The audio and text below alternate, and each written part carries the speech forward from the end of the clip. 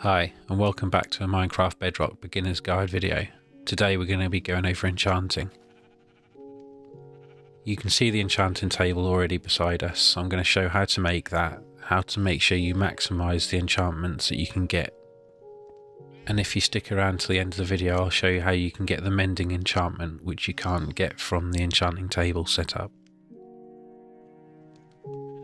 So let's get into the video. First of all, we're going to need quite a lot of books, so we need to get some more leather. So we'll quickly breed up the cows so we get some baby cows, and then we can kill the adults to get the leather. We need 46 leather to make enough books to make the enchanting table and 15 bookshelves.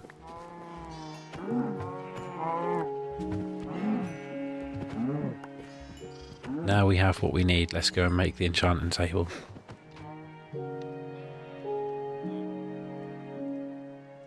So we need to make some books first, and then we need to get some diamonds and obsidian to make the enchanting table.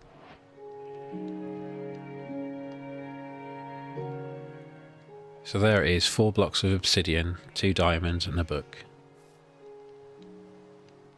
Now let's get it on the ground and let's see what we can do with it. So this is your standard enchanting interface. If you put a tool in there, you can see you get 3 different enchantments.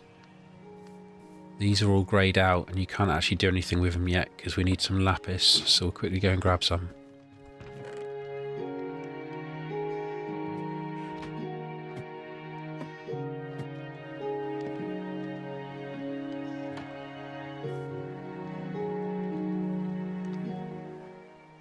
If we now put the pickaxe back in there and we put the lapis, you can now see that you've actually got the option to enchant. On the left hand side you've got numbers 1, 2 and 3, that's how much lapis it's going to take to enchant. On the right you've got the 1, 4 and 5, this is the level of the enchantment. And also on there it tells you how many enchantment levels you need to do each one. The numbers 1, 4 and 5, you can actually increase these by putting bookshelves around, and I'll show you that now.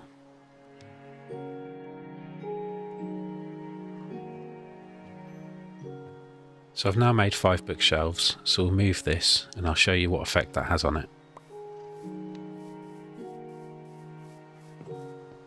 For the bookshelves to have an impact on the enchantment table, they need to either be on the same level as the table or 1 block above it, but they can't be touching the enchanting table.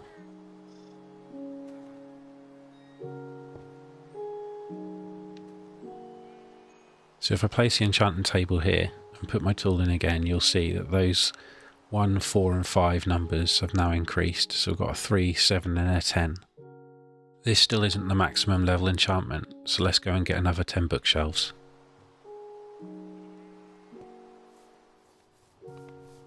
So we're now back with our bookshelves. Sometimes it's actually easier just to build a ring around the enchanting table, but because it's in the corner of my build here, I'm just going to stack them up. And as you can see, I just need to put another 2, so if I take these torches out I can put them there.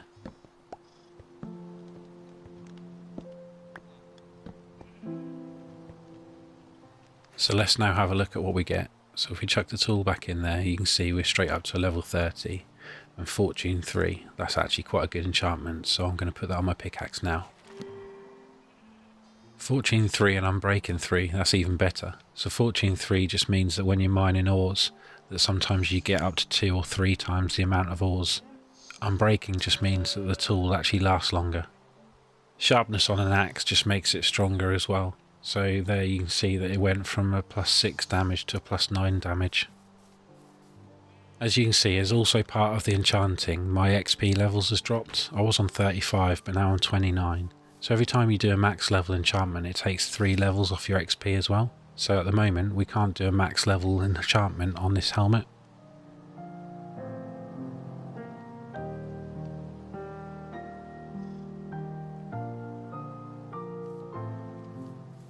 Now I'm going to show you how to get mending on a villager. So I've actually just put a bed in this villager's house and I'm just blocking him off so he can't get out.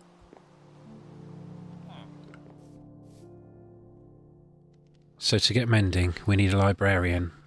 And to get the librarian villager, we need a lectern. So again, we just need to make a bookshelf. And once we've made it into a bookshelf, we can then turn it into a lectern.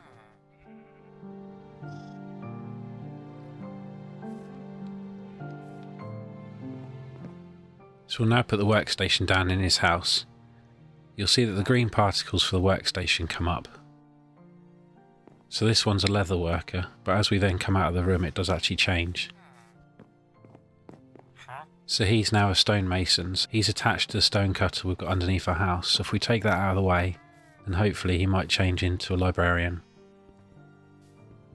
This is one of the issues for actually trying to do this near a village. If you were further away from a village this wouldn't make any difference, because you could just then give the trades to whichever villager you like, and they won't pick up on any other workstations in the area.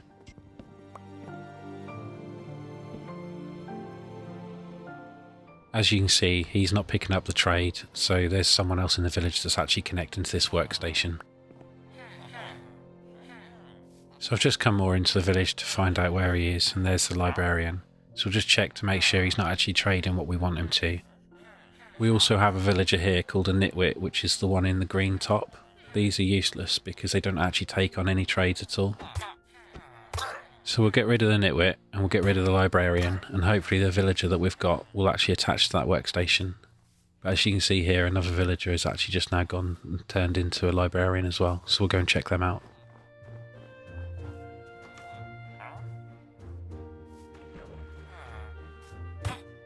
Let's go check in on our villager. As you can see, he's actually taken on the correct trade and he's now a librarian. But what we need to do is, because he hasn't got the book that we want, every time you place the lectern down, he'll actually change his trades. So what you do is you cycle through until you find what you want. I'm not going to go through all the trades, because if I did, this would be a very long video. But obviously I'm just trying to go through and get mending. But I'll leave a link down below to a website where it'll actually list all the different enchantment books you can get. So after about 6 minutes worth of swapping around, you'll see here we actually now get mending. But it's trading for 38 emeralds, which is actually quite a lot. I know you can get it for a bit cheaper than that, so I'll just quickly keep going. And luckily after about 4 rolls of the dice again, it does actually come back with mending. 14 emeralds isn't that bad, so I'm going to lock that in by trading with this villager. Once you trade with the villager, the trades will then get locked in and they won't change anymore. The more you trade with the villagers as well, the higher the levels they'll increase, and they can actually then end up trading more items. So here you'll see that the emeralds that I've actually just traded with a librarian, if I trade them back I can buy lanterns and that increases his level again. But we need more emeralds, so what I'll do now is I'll show you a quick way that we can trade with other villagers to get some. So we're just going to grab some wood and we're going to make some fletching tables. So if we go into the village and put these fletching tables down, you'll see that some of the villagers will actually attach to them. Let's go and see if we can find our fletching villager. He looks to be stuck here, but if we get the Fletcher, what you can do is you can trade sticks. Sticks are one of the easiest things to farm in Minecraft. There's trees everywhere, and when you get logs you can break them down into planks and then sticks. And trading with these you can get 16 emeralds quite quickly.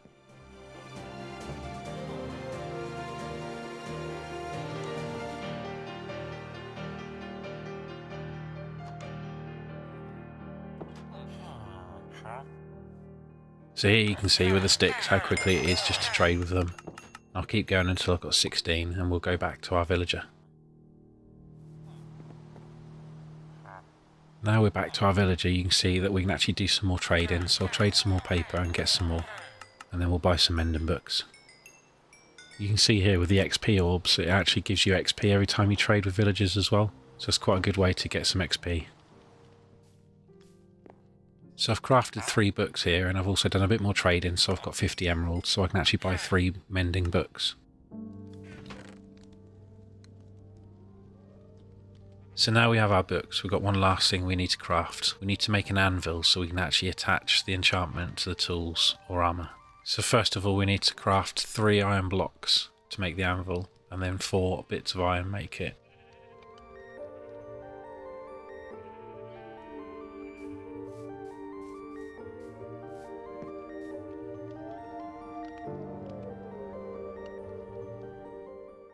We'll keep the anvil over with our enchanting setup, so everything stays together. So now all we need to do is put the tool in, put the book, and it'll tell you an enchantment cost, and that's how many XP levels it'll take to add the book to the tool. So for our first enchanted tool properly, we've actually got a fortune, unbreaking 3, mending pickaxe, which is really good. If we had efficiency on it, that would then be the maximum level enchantment you'd really want on that pickaxe. What the mending will do is every time you actually get XP while using these tools, it will repair their durability, so hopefully these tools won't ever break. As mentioned earlier, you can enchant armour as well, so it's always worth putting some enchanting armour on because you can get extra protection from it. So the only piece of armour that comes up with a decent protection enchantment is the helmet, so I do actually just put that on there now. Unfortunately we only do get protection 3, unlike the tools that only put 1 enchantment on. Sometimes you do get lucky and it puts multiple on, but not always. What we can do is we can put that mending book on the helmet as well, so at least we've got protection 3 and mending.